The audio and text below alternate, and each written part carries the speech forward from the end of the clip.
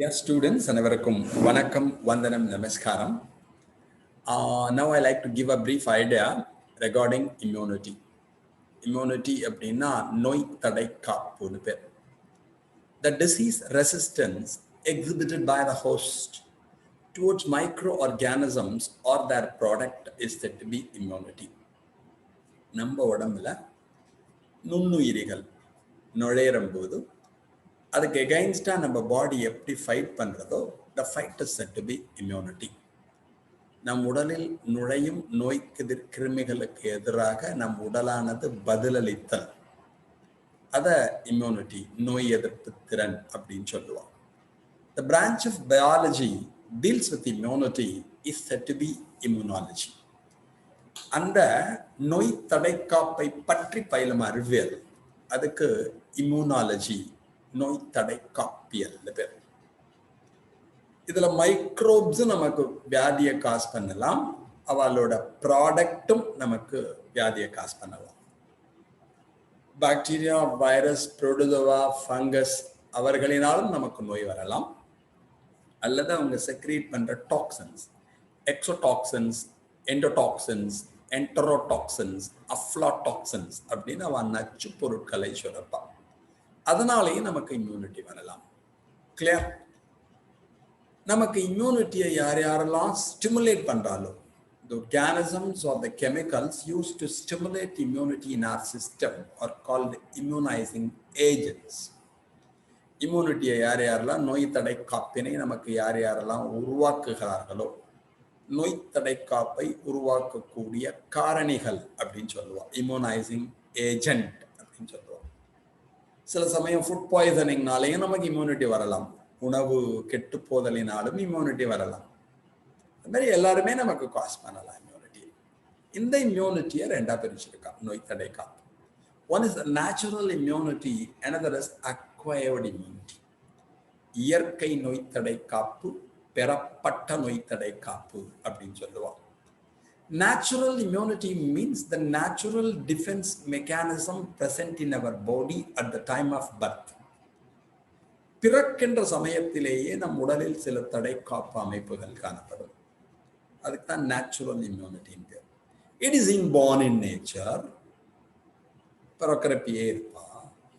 Not specific in action, குறிப்பிடு தன்மை அற்றது, யாரையுமே உள்ள விட மாட்டான். Not specific in its action. இப்போ ஸ்கின் அப்படின்னு வச்சுக்கோங்களேன், தோல் யாரையுமே உள்ள விடாது. It is not specific for bacteria or fungi or virus like that. Not specific in its action.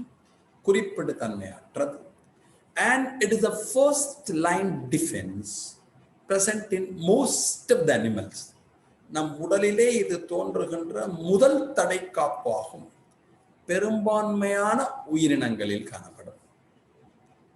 So natural defense, first line defense, not specific in its action, seen in most of the animal.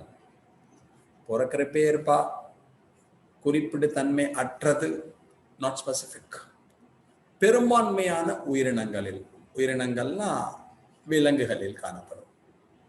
ஏன்னா நம்ம human system தானே படிக்கிறோம், animal system தானே படிக்கிறோம். Acquired immunity, பெறப்பட்ட நோய் தடை காப்புன்னு சொல்லுவோம். The immunity developed in our system due to antigenic stimulus or by vaccination. Vaccine குத்திக்கோங்கன்னு சொன்னா 60க்கு மேல இருக்கிறவா, 70க்கு மேல, 80க்கு மேல, 50க்கு மேல, 40க்கு மேல இப்போ ரெடியூஸ் பண்ணிட்டே வர, இன்னும் கொஞ்ச நாள் இப்போ 18க்கு மேல கொடுத்துட்டா இன்னும் கொஞ்ச நாள்ல எல்லாருமே வேக்சினேட் ஆயிடும். கொரோனாக்கு வேக்சினேட் பண்ணியாச்சுன்னா no issue at all. Right. Acquired immunity means a man acquires disease resistance due to antigenic stimulus or by vaccination. நோய் கிருமி நம் உடலில் நுழைவதினாலோ அல்லது தடுப்பூசி குத்திக் கொள்வதன் காரணமாகவோ நமக்கு தடைக்காப்பு வந்தால், நோய்க்கு எதிர்ப்பு சக்தி வந்தால், நோய் காரணிக்கு எகைன்ஸ்டா எதிர்ப்பு சக்தி வந்தால், அதுக்கு பேர் அக்வயர்ட் இம்யூனிட்டின்னு பேரு, பெறப்பட்ட நோய் தடை காப்புன்னு சொல்லுவோம். ஒன்னு பேத்தோஜன் நுழைஞ்சு, பேத்தோஜன்னா தெரியும், டிசீஸ் காசிங் ஏஜென்ட், நோயினை உண்டாக்கும் காரணி, நோய் காரணி, அது நுழையிறதுனாலயோ ஆர் வேக்சின் குத்திக்கிறதுனாலயோ தடுப்பூசி குத்திக்கிறதுனாலயோ வருது.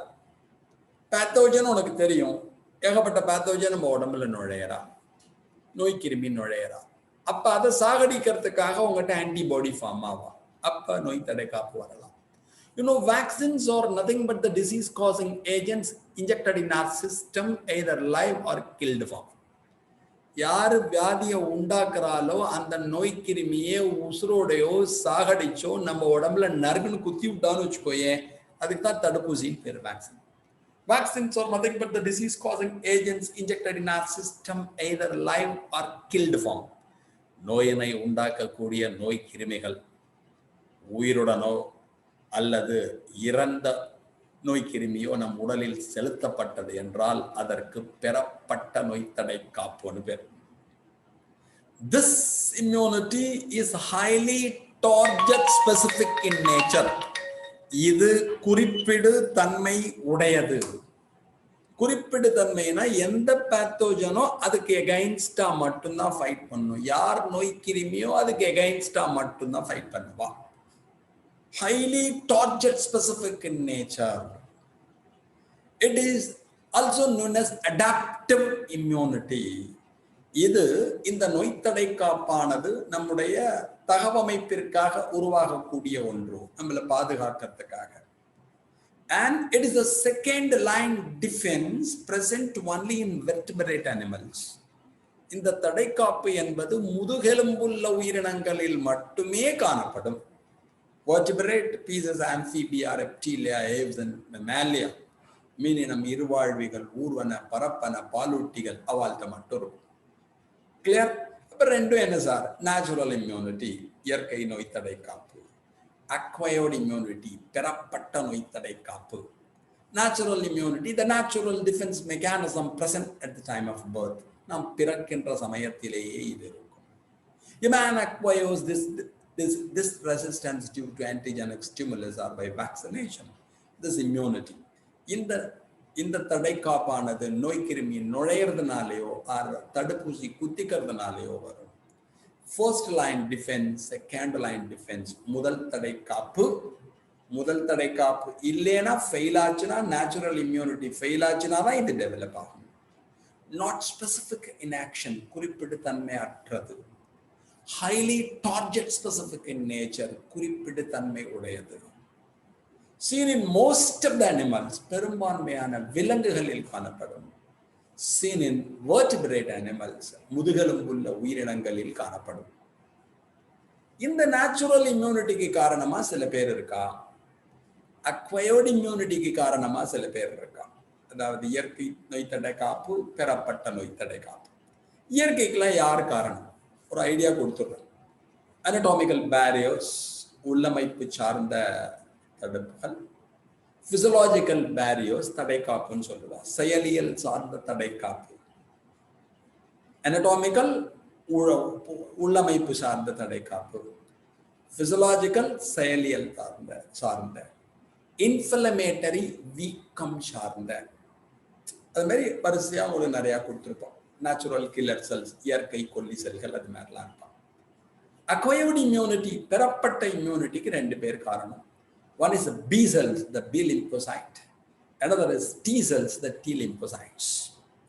இப்போ anatomical barrier அப்படின்னா ஸ்கின்னை ஞாபகம் வச்சுக்கோ, தோல்.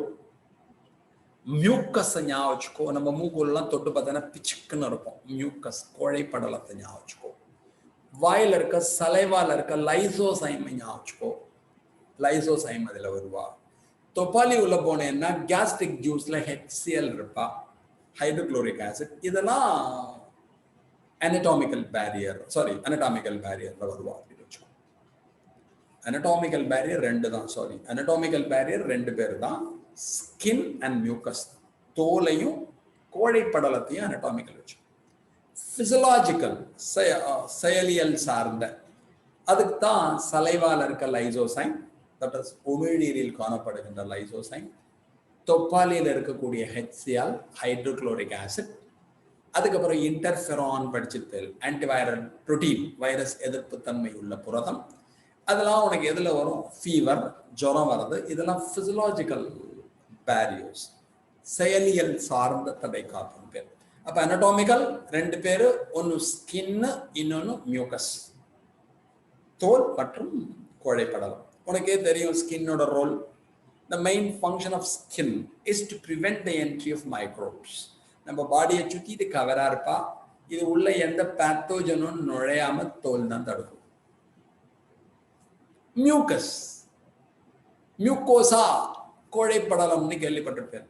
Mucosa is a viscous gel-like substance present in the respiratory tract, gastrointestinal tract, urinogenital tract and other body lumina.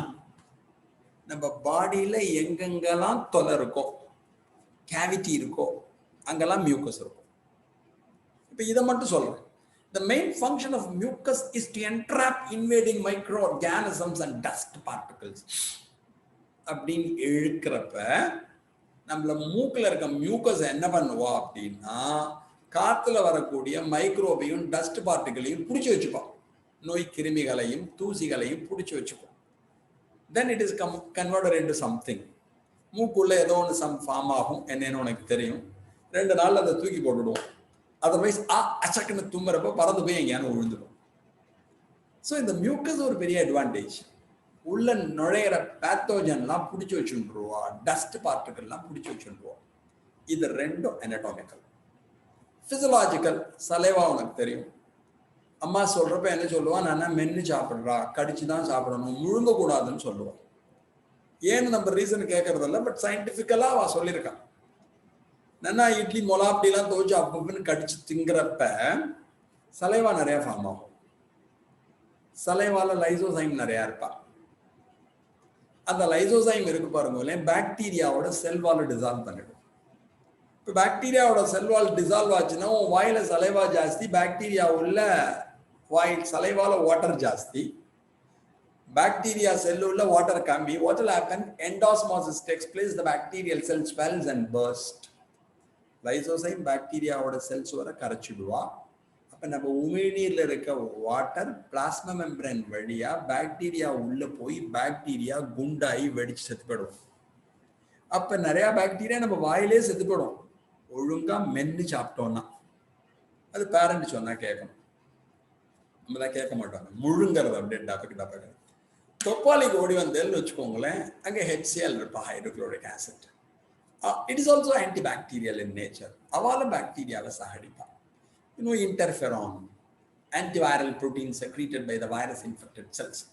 Virus பாதிப்புக்குள்ளான செல்களில் தோன்றும் வைரஸ் எதிர்ப்பு தன்மை உள்ள புரதத்திற்கு இன்டர்ஃபெரான் படிச்சிருப்பேன். இதெல்லாம் பிசியலாஜிக்கல் பேரியர்ஸ், செயலியல் சார்ந்த தடை காப்போம்.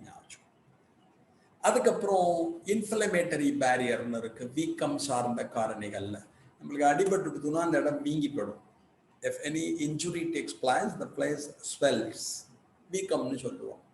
அது எப்படி வருது அப்படின்னா, நம்மளுக்கு அடிபடுறப்ப நம்மளோட பிளட் வெசலோட இன்னர் வால்ஸ்ல மாஸ்ட் செல்ஸ் இருப்பான். இரத்த குழாயின் உட்புற சுவரிலே மாஸ்ட் செல்கள் காணப்படும். அடிபடுறப்ப மாஸ்ட் செல் டேமேஜ் ஆயிடும், சிதைவடைந்து விடும்.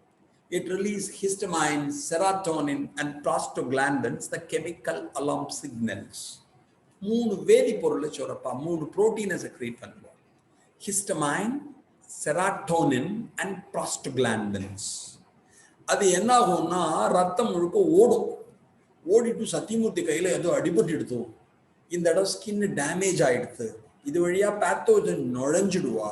ஸோ இந்த இடத்த ப்ரொடெக்ட் பண்ணணும். அலர்ட் அலர்ட் அலர்ட், ஜாக்கிரதையாருன்னு உடம்பு முழுக்க மெசேஜ் போகும். எங்க அடிபட்டதோ influx of WBC takes place. அடிபட்ட இடத்துக்கு WBC ஓடி வரும், அதனால இந்த இடம் வீங்கிடும். ஸோ வீக்கம்ங்கிறது, inflammation is a very good barrier which prevent the entry of pathogens. அப்போ அடிபட்ட இடத்துல வீங்கிக்கும், அங்கே நிறைய WBC இருப்பா, அப்போ வேற எந்த பேத்தோஜனும் நுழைய முடியாது. So it's a kind of protective mechanism. அது மாதிரி இன்னும் நிறையா சொல்லிகிட்டே போகலாம். இது எல்லாம் it comes under the natural immunity, இயற்கை நோய் தடை காப்பு. பேத்தோஜன் நுழைஞ்சுடுறா ஆர் வேக்சின் குத்தின்ற அப்போ நம்ம பாடியில் என்ன ஆகும்னா, 2 செல்ஸ் WBC படிச்சிருப்பேன், ரத்த வெள்ளை அணுக்கள். அதில் ஈசனோஃபல், பேசோஃபல், நியூட்ரோஃபல், மோனோசைட், லிம்போசைட்னு படிச்சிருப்பேன். B and T லிம்போசைட்னு படிச்சிருப்பேன். அது போகிறதுக்கு முன்னாடி இன்னொன்று மறந்துட்டேன். அங்க தட் இஸ் நேச்சுரல் இம்யூனிட்டிலேயே ஃபேகோசைட்டிக் பேரியர்ஸ் ரொம்ப முக்கியம். ஃபேகோசைட்டோசிஸ் அப்படின்னா செல் ஈட்டிங், செல் விழுங்குதல் சார்ந்த நோய் தடை காப்புன்னு அதில் வரும். இது ரொம்ப சிம்பிள், உனக்கு தெரிஞ்சதுதான். மோனோசைட்னு ஒன்று கேள்விப்பட்டிருப்பேன், அதுவே குண்டா மாறிடானா சத்தியமூர்த்தி மாதிரி, அதுக்கு மேக்ரோஃபேஜ்னு பேர். நியூட்ரோஃபில்ஸ் தெரியும் உனக்கு. அவ ரெண்டு பேரும் நம்ம உடம்புல பாக்டீரியா யாரான்னு பேத்தோஜன் வந்தா அவளை முழுங்கி சாகடிச்சுடுவான். The main function of macrophage and neutrophil is to engulf and surround the invading microorganisms and digest the microbe. உள்ள நுழையிற மைக்ரோபன் நோய் கிருமியை சுற்றி ஒரு போர்வை மாதிரி போத்தி முழுங்கி அப்படியே சாப்பிட்டுடுவான். ஃபேகோசைட்டோசிஸ்னா செல் ஈட்டிங்னு பேர், செல் விழுங்குதல். அதுவும் உனக்கு நேச்சுரல் இம்யூனிட்டியில் வரும். இப்போ அக்வயர்டு வரும், பெறப்பட்டதுக்கு காரணமா யார் இருப்பா? Acquired immunity is the characteristic feature of lymphocyte, லிம்போசைட்டுகளின் பணி. அந்த லிம்போசைட்டை ரெண்டா பிரிச்சிருக்கா. One is B lymphocyte, another is T lymphocyte. Production and maturity of the lymphocyte takes place in the bone marrow itself. We are calling it as B lymphocyte. எலும்பு மஜ்ஜையில் உருவாகி எலும்பு மஜ்ஜையில் முதிர்ச்சி அடைந்தால் அதற்கு பி லிம்போசைட் பேர். Production in the bone marrow and maturity in the thymus gland, we are calling it as a T lymphocyte. எலும்பு மஜ்ஜையில் உருவாகி thymus சுரப்பியில் முதிர்ச்சி அடைந்தால் T lymphocyte. B cells and T cells are responsible for acquired immunity. பெறப்பட்ட நோய் தடை காப்பிற்கு காரணமாக இருப்பவர்கள் B மற்றும் T lymphocyteகள். Thanks a lot for hearing. Thank you very much. Thank you, goodies.